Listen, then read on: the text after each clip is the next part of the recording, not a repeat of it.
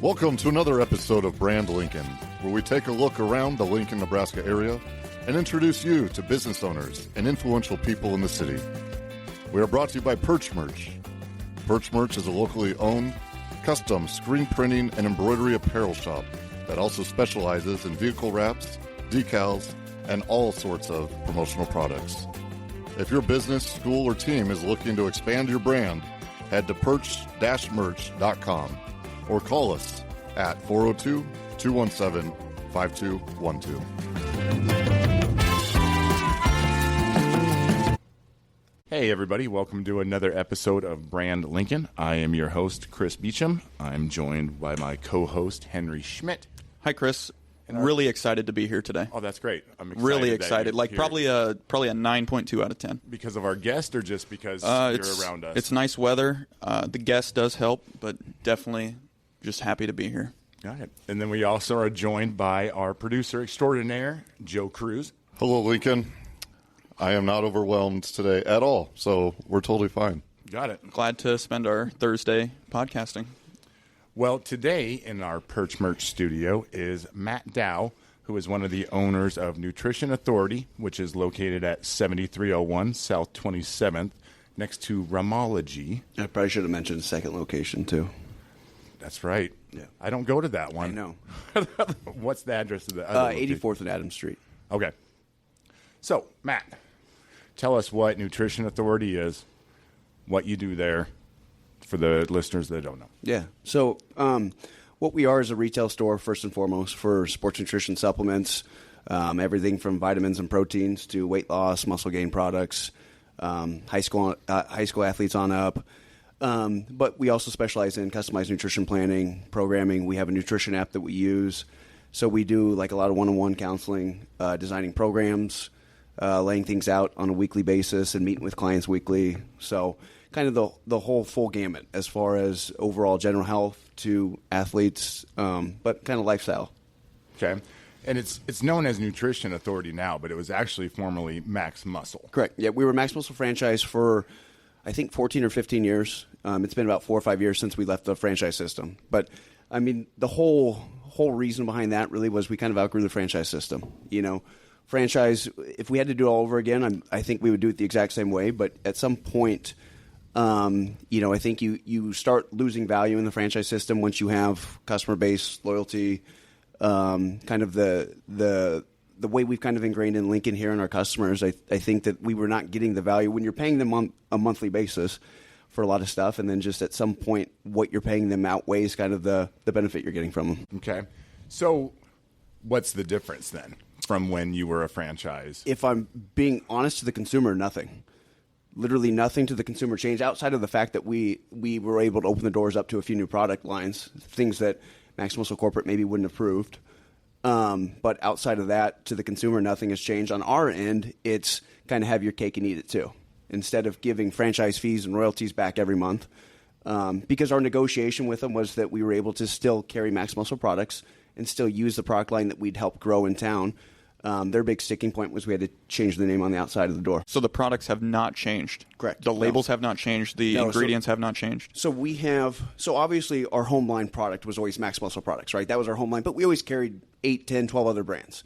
When we left, we were maybe full anticipating that we weren't going to be able to carry Max Muscle products after we left the system.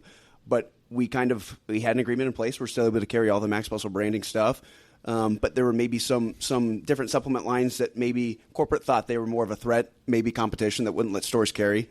So we kind of were able to kind of have the balance of everything, but they really wanted us to change the name. And so we were kind of branding for a little bit. It was kind of nervous leaving the system after a while, just from anytime you rebrand. I don't know if people think something's wrong, something's different, but it was really, and honestly, the rebrand I think has actually been better anyways, because when my partner Chad first started the store 20 years ago, obviously Max Muscle can be an intimidating name. You're obviously marketing a lot towards the big dudes, the weightlifters. Yeah. People can get this meathead kind of persona with it, but we do so much. I mean, our clientele is really split down the middle, 50-50 male and female. So the idea with that is that, when you preach the lifestyle and nutrition focused, not isolating a specific group, I mean, really it was, I think, good for us. So you said that That was 20 years ago that Chad started. Yep. I think we just had 19. I think it'll be 20 years next April. So I'm feeling old because I remember going to Chad's house. Yeah. And he was selling like Advocare supplements and going to Chad's house back in the day. Well, and he was getting them from him. When he first left, so he used to run all the GNCs in town here. When GNC was the only town. And when he initially started Max Muscle franchise, he didn't have a storefront yet, but he was getting product in. So he was basically, able to start getting consumers product. Yeah, but maybe that's what it was. I think it was but he was sending it to his house and selling it out of his house until the store opened. Yeah. I just aged myself, so there's that. And yeah, because Chad was the face a long time of it, and then you came in there. Because how long have you been there? So I started part-time in college, so I've actually been there within the first year of it opening. So I've actually been doing this for like 18, 19 years. I've known you for that long? Yeah. Yeah. And I still look exactly the same. I think we both do. For sure.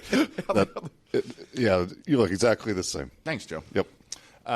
So how, speaking of like GNC, there's just so many supplement places.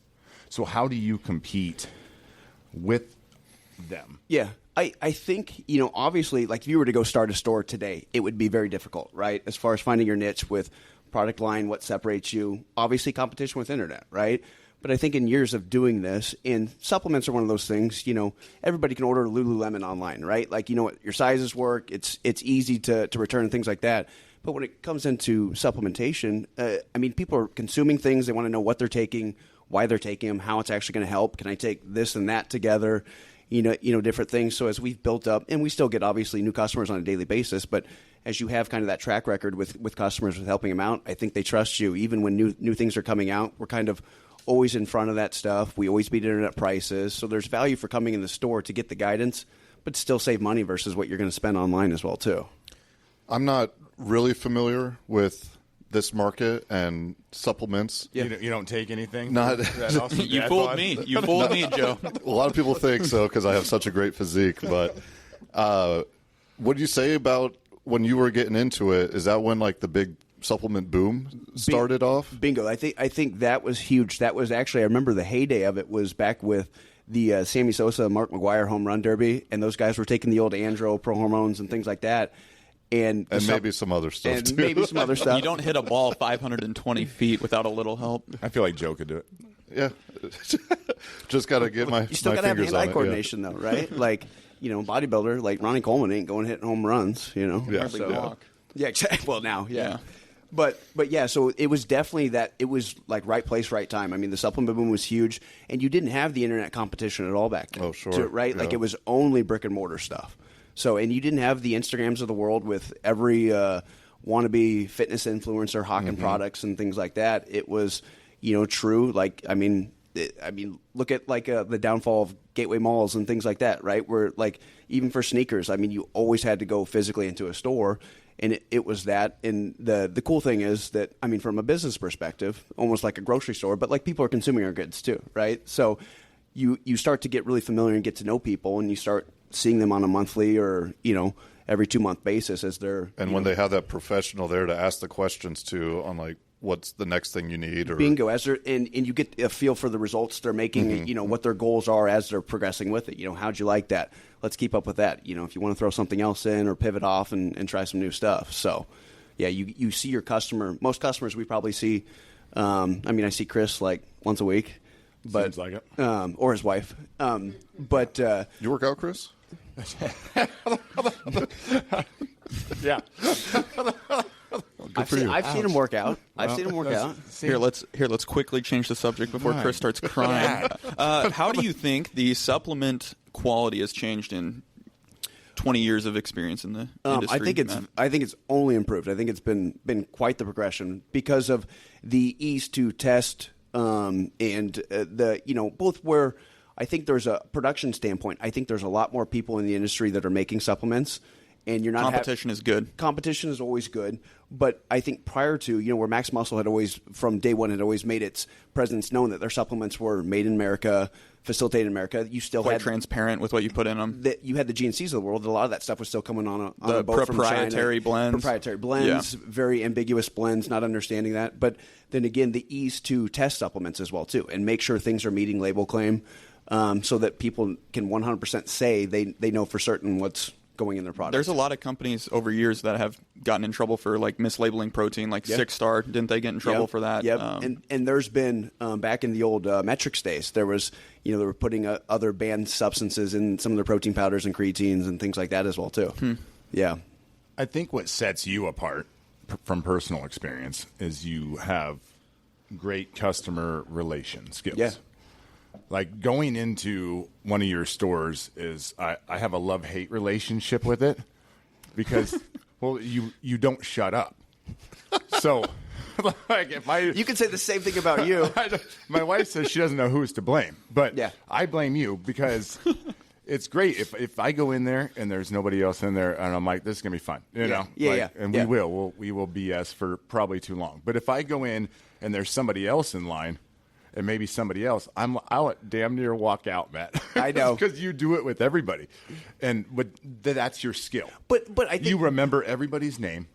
You will remember everything about them. Even if you and me are talking to somebody who comes in, hey, Johnny, how's it going? How's Pepper the dog?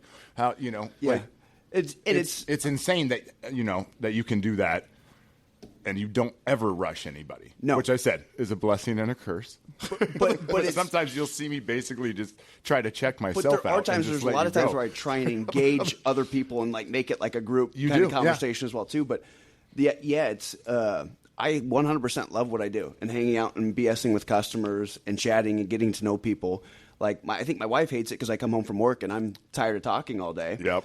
And because that's what I do, and she's hardly talked to anybody all day. But that's my social life as well too. It's I've got to know some of my best friends or people that I've met from the store from maybe years. Obviously even hanging out with you. I don't know, we don't hang out a ton, but going over to your pool party and we usually just are trying to hang out with your wife, and then she brings you. I know, and then I tag along. We show up at the Beecham Mansion for sure. Okay. Anyway, so. Let's get back to your childhood. Matt's really good at making Chris uncomfortable. I like it. This is the first guest that's done that really well. Why don't you tell some of your jokes, that you like to tell? Which one do you want to hear? I don't know. I know you got a lot of good ones. So maybe one that, you wouldn't normally say out loud, but you tell me. Why do ducks have tail feathers? Why? To cover their butt quacks. Okay. Oh, my God. All right. Moving. He just had that one off the dome. He's got like 4 more in his back pocket. Most of them are a little... Usually he does a look around. Yeah. He's like, you want to hear a joke? Check his audience. There is a funny thing I have this thing with Chris's wife, because she always comes in and she's always stressed and always kind of flustered. So I always try and make a joke. So when she comes in, I always try and think of one. And I was dropping some product off to the salon a couple days ago. This is maybe 2 weeks ago. You sell shampoo too? Yeah.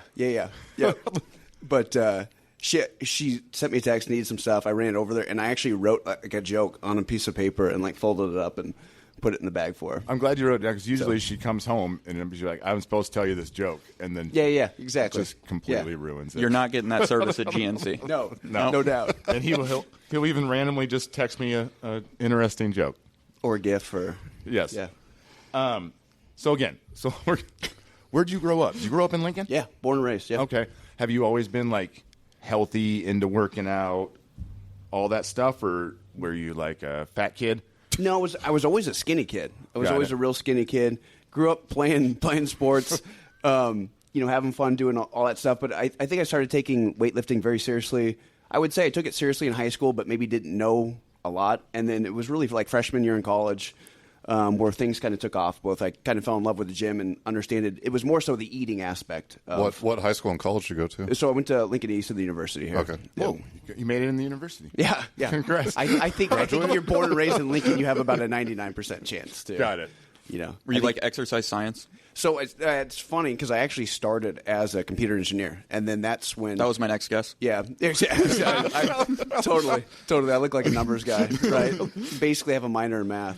But no, that's when I kind of fell in love with. I started working for Chad and kind of fell in love with the nutrition side of it. I did switch to nutrition, exercise, health science. I mean, if I had to do it all over again, honestly, the business probably would have been the best way.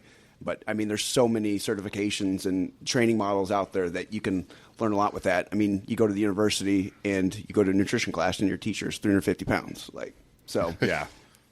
Were you ever a trainer or anything like that? No, or I help out with that stuff, and obviously I kind of know it works, but I don't have any certifications in training. Okay. Did you ever think about doing that instead of nutrition, or it was always nutrition? It started the nutrition is just so nice and facilitates with what we do in a store basis, right? Where training, you have to be every hour hands on, and as I look back, even on a career, when I have people come in and talk about personal training stuff, right? Working for yourself.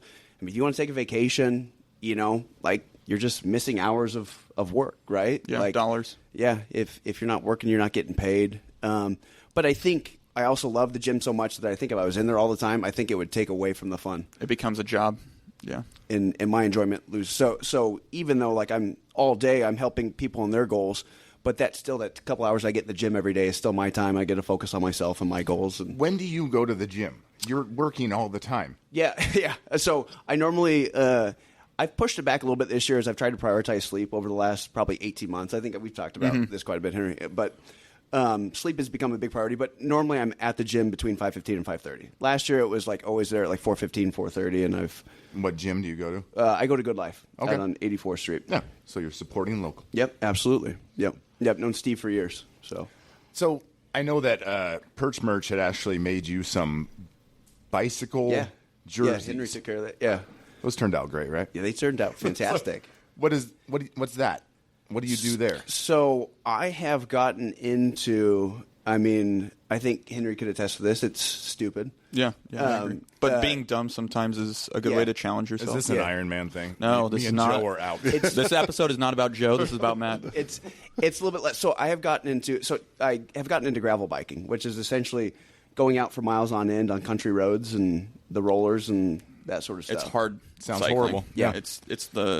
If you're serious about biking, do gravel. Yeah. It's become kind like of the Mopac Trail?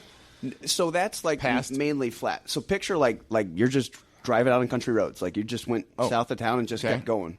So like Mopac would be like amateur hour compared to what he does. Yeah, so it's just country roads, just up and down rollers. Okay. That sounds miserable. It Yeah. does. Yeah. I've tried riding my bike on gravel road before, and I was really bad at it. I just ended up walking because it was a tricycle. You got to upgrade to a So mountain bike. there's a big gravel race that Matt did. So tell us about that, Yeah. Matt. So Gravel Worlds. So I think this will be the 11th or 12th year or something like that. coming up on the weekend of Henry's wedding, I believe. Oh yeah, it's the Damn it. Is your wedding now the we 24th? can't Yeah. get into it, Joe. But Are you doing it this year, Matt? yeah, I'm doing it again Sweet. this year. So hopefully it's more of a race this year. Last year it was a muddy mess. Oh, wow. Was But it raining? it rained about 3 or 4 inches the night before. Oh, my So gosh. if you've ever ridden your bike on a beach before, like you're just sand just. But they still did it, and you still Finished it? Yeah, still finished it. Did okay. Would obviously like to do better, but I think I did pretty well for my first one, and maybe limited training, and having done it for less than a year. So, but it's basically they host different levels of it. The big one is they do a 150 mile race, and they do a 75 mile race, and I've gotten into the 75 miler. So And people come what? from all over the world Yeah. to do this. So This is a big deal. Yeah, Is this local? Yeah, it's right out by Raymond. They actually switched it this year because from stand what I understand, I sit corrected. Well, it's for 10 years. It was they would start out at Fallbrook and go, but the Piedmontese guys bought it, and it's actually this year it's going to start at the event center. Okay. So Interesting. So I'll do the 75 miler again this year. Well, my I'd be there to gosh. root you on, but I have Henry's wedding. I know. So, He'll be done by the time it starts. Yeah, come hang out. I'm still busy. So what's your training like? We'll get to make for that, more Matt? shirts for that. Do you have a team? Nope. I just wanted to. Last year I reached out to Henry just to help out, put my logo and name on it, that sort of stuff. Figured Okay. we'd do a nice Just little a little branding branding for the store. for- yeah, perfect. Kind Okay. of have some fun with it. I wore a sleeveless shirt. Okay. So Sorry, Henry. Show off the Go guns. ahead. How does a meathead, turn cyclist? So it started with mountain biking. I just kind of started mountain biking more during COVID. just for something to do. And then to mountain bike around here is very tough. There's about one place, Platte River State Park, where you have decent mountain bike trails. And then I was just kind of started using it for exercise and mileage. And then I was like, well, now I want to go faster. Now I want to do better. And the metrics are really cool. Yeah. We're in lifting. I've always just been focused more on physique than anything. And the numbers game in cycling has been like really fun to like try and PR pretty much every time, right? Like you're trying to go faster, longer. Pump watts. Yep. Yeah. So the training has been my goal. My whole fun with it has been to try and do as much lifting as I can, because that's still my passion. So I don't want to become a full-fledged cyclist. The goal is to still lift 6-7 days a week. And I've been spending about 10 to 14 hours a week on the bike as well, too. That's a lot of time. Yeah. That's a lot of time. So trying to get out for bare minimum 2 rides, but as many as 4, maybe 5, depending on time. Time is it's the hardest thing. That's the hardest part about cycling. Yeah, you don't just go out for 10, 20 minutes. No. Finding the time to actually have a good ride. And I've told myself I don't want to force it either. Like, I enjoy doing it, right? So if I'm just every day just rushing out of work to go do it, then you just lose the fun out. Like, nobody's making me ride, 80 miles at a time. Does your wife do it with you at all? We will not ride together. But sounds like there's a good backstory. But there. no, it's just that. So we actually got bikes together, and the whole plan was, hey, we'll do this. We'll start doing, Friday night we could even, ride downtown and grab a bite to eat or drink or do something like that. And then the problem is, as I started getting serious with the training, is that to ride with her recreationally was still more time on my legs than I really need. Like, if I was going to put the time on my legs from a fatigue and recovery standpoint, I was like, I can't waste 20 miles riding at 10 miles. Yeah, just cruising. But she has been riding quite a bit on her own. Okay. So she actually got a flat tire last week, and it was a whole ordeal. So tubeless. She has a mountain bike, so it is. She has tubes. That's easier than tubeless, I guess. Yeah, replacing it. Yeah. Okay, so let's go to your oh shit moments. Yeah. So I know you kind of joined the ownership aspect later, but as far as a bad oh shit, was there a time that you were like, well, no, let's start with the good. Yeah. Let's change that. Yeah. Sorry. Circle back. So what was it like? Oh shit, this is what my life is going. This is what I want. This is my purpose. I'm going to succeed. I'm going to I think when we, at one point we managed a few more stores up in Omaha and things like that. But when we really went full into opening a second store, that's when I realized that I wanted to do this, get involved in the ownership side of it, things like that. Not that I didn't enjoy doing, but I think you just time you lose track of it sometimes. You're like, hey, is this, I've been doing this for 10 or 12 years. Do I want to keep doing this forever? And I thoroughly do, but obviously there has to be an aspect where financially it makes sense. Lifestyle, it makes sense, things like that. And so I don't, like when we were texting earlier, I don't know if I have one specific moment where I was like, this is it. But it has been something that's been fun to grow and do, and I'm glad I've stuck with it. I assume, especially with the nutrition plans and the app and everything, that you've probably helped some people really reach their goals. Yeah. Oh yeah. Or, I know when I was doing it, I would dread my weigh-in my and everything because I knew I was going to get a lecture. But I assume there's the opposite of that, where you see them once a month, they come in, and you can just tell every time they're on it. They're doing the right things. They're losing weight. They're happy.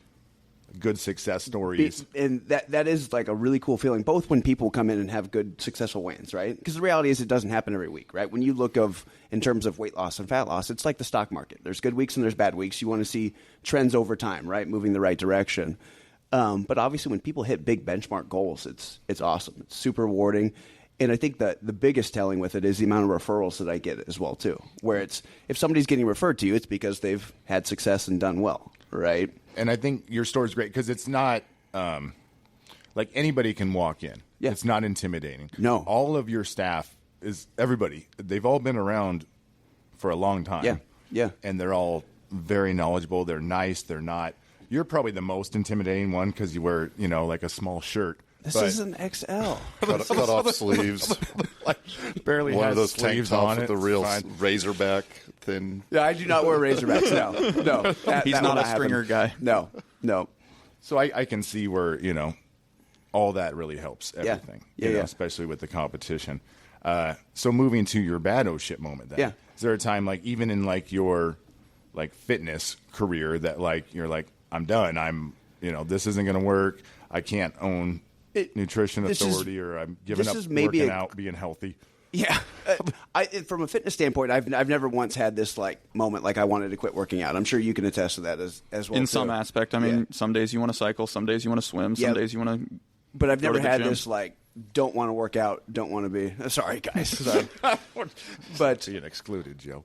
I'm trying to include Joe as much as I can. But maybe a cliche answer, but when COVID hit, that was probably the biggest oh shit moment where from a brick and mortar like retail aspect, like that was very stressful out the gate. In hindsight, it ended up being not as bad as we thought it was going to be or would be. But those first couple months of COVID were they were two of our busiest months of the year. That kind of like April and May when business we stayed open the entire time, but like you felt like for probably a year and a half, like you had a gun to your head, where if you don't bend over backwards for every single customer that comes in here, you're going to lose it. You know, like this fear of losing your business and what you've built, and just being able to put food on the table, right? You know, it was also hard to get stuff. I remember, you being out of a lot of stuff, yeah. and they started repackaging things, and because they couldn't, the containers, the bags versus plastic jugs now. Like there was all sorts of issues. So it was getting product, keeping people motivated with working out, but I mean, not to get into politics, but like the government telling you like how to run your business basically, and that was very stressful. Were you supposed to close? So we in the supplement world and all our people, because we kind of fall under this grocery category because of consumables and so many people working in protein shakes and meal replacement bars, and then obviously the health and wellness. I mean, I think people started taking things a lot more seriously when it came to, I think we realized that during COVID, the people that were struggling the worst were the people that were not physically probably where they needed to be. And so vitamin Ds and zincs and multivitamins and greens formulas and things like that there was a big need where people were like, shit, I got to get my stuff together, both from... they had to look in the mirror. Yeah. So we were able to stay open, but I mean, man, I was doing same-day deliveries. I remember showing up on somebody's porch one night. I think I had left. People were calling in orders. People were afraid to come in the store still for a little bit, because of, or they had kids at home and couldn't get anywhere. But I remember showing up on somebody's porch at like 9 p.m. dropping off a package. And she's like, oh, shoot, I didn't know it was going to be you who dropped it off. I would have told you could bring it in a couple days. I was like, who the fuck else is going to do it? Like, well, you've done that for me. Yeah, I know. And I still do that. I have neighbors that hit me up all the time. And we do a lot of in-town delivery as well, too. But it was like, they made an order at 4 p.m. and I had it over there by 7 p.m., right? Like, just really trying to, like, go bend over do backwards. everything you can. Yeah. Which I feel like you guys were doing that before COVID. Yeah. But that just even amped up your game even more. We've always taken, like, a ton of pride in our customer service and things like that. But this was part, we wanted to take care of people, but part, like, again, like, when you feel like you got a gun to your head in your business, it's like, you got to, sack up and do everything you can to keep it rolling. Who would you say is like your biggest competition? Is it the internet or is it Vitamin Shop, GNC, the big names? It's tricky. I don't think that there's one specific. I mean, obviously the internet, I would say just as a broad whole is probably because you do get people that come in and maybe aren't aware that we already beat internet prices and things like that, and they got their phone pulled up and trying to match prices and things like that. And I was like, well, how about I do $10 cheaper than that, right? But I think what we do is just so much more unique than a Vitamin Shop or a GNC, both with the quality of products and the knowledge and the nutrition. The customer service, bring it back. And even for our regular customers, obviously we do a lot of customized meal planning, but just even allowing regular customers to use our InBody machine so they can measure and track body composition, body fat percentages, things like that, which nobody else has either. Chris Dredd's doing. I do. I'll do it if you do it, Chris. I've done it multiple start a little times. challenge. Yeah. Should we challenge each other to Let's see? Start that after the pool season's over. If I just stop drinking beer, I'll lose like a good 80 pounds. I believe that for you. By the way, speaking of pool season, I asked Chris if we could do this in the pool. Yeah. And he said no. Why did you say no? Right? Who would not want to watch yet that? with our Four laptop dudes. Maybe a hot tub.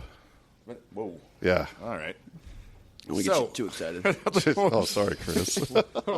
So, say, like, what kind of advice would you give somebody He's like cutting Joe? that. Somebody like Joe. He doesn't edit. Who doesn't take any supplements, never has. But like, he decides he wants to quit drinking beer. Yep. And he wants to get in shape. Yep. What kind of advice are you going to give him when he comes in, or, because obviously you have no problem talking to somebody who's never totally done a thing in their first lives. thing we would talk with him is figure out his goals, what his workout style is going to be.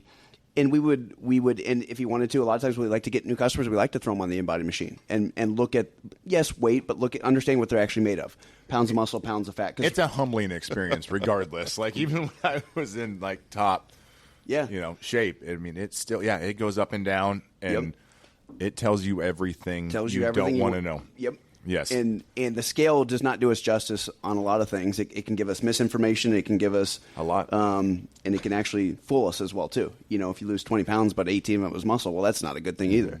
Mm-hmm. So for somebody like him, it would be, let's talk about your goals, what you're wanting to do. And then we're always going to recommend, depending on workout styles, probably a pre-workout, but definitely like protein and recovery. And then we do encourage a lot of the general health stuff. Most of us are not eating 9 servings of fruits and veggies on a day-to-day basis. So if you're truly trying to get healthy and make body composition changes and lifestyle changes, covering all these bases with general health stuff, this is not like we're not generally recommending a lot of pills out the gate and things like that. It's let's do that. And then we like to make recommendations as far as maybe some basic protein goals to shoot for from a food perspective. Like, hey, let's have you target, 150 grams of protein a day. Shake's going to help you get 30 of that. Let's figure out some different ideas with foods that can help you get the others. And then, and that generally starts to progress. You don't want to overwhelm people out the gate, but there are definitely, some basics that you can get them started with to give them kind of some motivation and a better understanding that small changes can build over time for sure, right? You don't have to go 100% out the gate. You don't have to be a gym rat to take supplements. No. There's stuff for everybody, whether you're doing nothing or everything. Yeah. I like the sound of that. We'll get you set up here with Matt. He's notorious for free samples if you just are nice to him. So, okay, what do we ask him about Lincoln? What is it? How does this go? Oh, well, They added a segment we last like week. to ask our guests, what you do in your free time, restaurants, activities. Okay. Yeah, like a top 3 things you do in Lincoln. What are the fun stuff you like to do in this town? Top 3 things I like to do in Lincoln. Normally, it's get my car and drive to Omaha. No, that's not the point of the show, Matt. That's for the Brand Omaha podcast. Did you say you do or you do not have locations in Omaha? No, we do not. No. Okay. No, at one point we managed some stores up in Omaha years ago. Okay. Just wanted to make sure.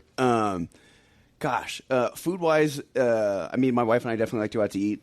I do like, what's that new restaurant downtown? Fleetwood. We've been going to Fleetwood a decent amount. I like Fleetwood. Yeah, you haven't been there? No, what is that? It's under the O Street Bridge. Yeah. Oh, okay. It's right across from Kate Martin. Where Sweep Left was? Yeah, they have actually vinyl. put a new little cocktail bar. Yeah. Vinyl behind. I've tried to go there, but it's completely packed every single time. You got to go there. Is Kate Martin, but for some reason I always find this little corner seat. Yeah. It's fine. And I love both of those places. That's kind of like the new thing to do. And I'm one. Lincoln sometimes struggles supporting like local restaurants, but like I refuse to go to chain restaurants. Outside of Chipotle, I guess. But but like for a sit down joint, like I prefer to go to local places, that's not frozen meals and but my wife and I a lot of our stuff is staying active. We got 2 dogs, so always out and about with the dogs. If we're going out with friends, like I said, it's probably generally downtown. But it's, we're pretty kosher. We don't go out a ton. Did you say you go out with the dogs downtown? No. We like to hang out with the dogs, and then if we're hanging out with friends, I didn't know. How just take them into the bar. We can't take our dogs downtown. We got one that would. I don't see when you have free time because you're always working. I was trying to give answers that weren't just like exercise related because obviously like my biggest free time is spent on the bike right now. Yeah, bike and 10 working, to 14 hours a week. Because you work like 10, 12 hours a day, correct? Yeah, normally. So our store hours are like 10 to 7, but I am generally in there most mornings between 8 and 8:15 to meet with clients and do a lot of that stuff, or do my office work, business work, payroll from whatever it is. And then there are summertime. I've been doing a little bit better job of getting out. Golf. I like to golf as well too, but I've been doing a little bit better job of getting out. But generally, 3 to 4 nights a week, I'm still there till 7 p.m. And if you're there at 8 o'clock in the morning and there till 7 p.m., that's a long week of work. It's a joy of business. So exactly, yeah, and I don't complain about it. Like I said, at the end of the day, my worst day is hanging out in an air conditioned building, hanging out and getting to know people and bullshitting, and so which you are very good at. I love bullshitting. The best bullshitter I know, Matt. I can say the same about you.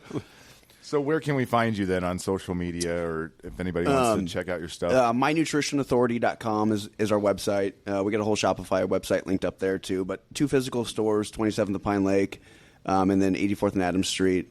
I think our Instagram is just Nutrition Authority. That's our handle. I won't give out my personal one, but. How'd you come up with that name, Nutrition Authority? Man, was there a fight on that? We had it whittled down to like 10 and then 5, and like there was a lot of conversation about it when we left the franchise, and we're no longer Max Muscle. We thought quite a bit about it. Well, I think you nailed it. It's a great name. Thank you, Yeah. thank you. NA. NA. What Joe is going to start drinking here pretty soon. Yeah, been taking supplements. Yep. So I do got one more question. Yeah, my go for brother always has me ask the tough guys, is it wrong to be strong? Oh, jeez. Of course not. Perfect. Yeah. Should be on a Wrong to shirt. be weak. Yeah. I don't even. Okay. Well, thank you, Joe's brother. Can I tell my favorite Chris story real quick? Oh, Yes, absolutely. Yeah, you take can. your time. So take it's- your time. Add it's- detail. I think about it like every time I text Chris, but there was one time when you guys used to live over by the country club, and it was one of the funniest, quickest comebacks he was sitting outside. Maybe I shouldn't say this, but We can cut it. We can cut it if he it was, sucks. No, it's not that bad. But he was smoking a cigarette out on his porch, and I drove by, and I was like, "I thought you quit smoking." And he goes, "It's a protein cigarette," and like that was his response, like instantly, right away. just and kept driving. It's Yep. still one of the funniest things ever. Yeah. I didn't know you could be funny, Chris. yeah, every once in a while. I get a zinger out there once in a while. It was really good. So, all right. Well, thank you very much Yeah, thank for you guys. coming in, Matt. This was a blast. Thanks, man. Yes, thank you. This was great. All right. Thank you, everybody.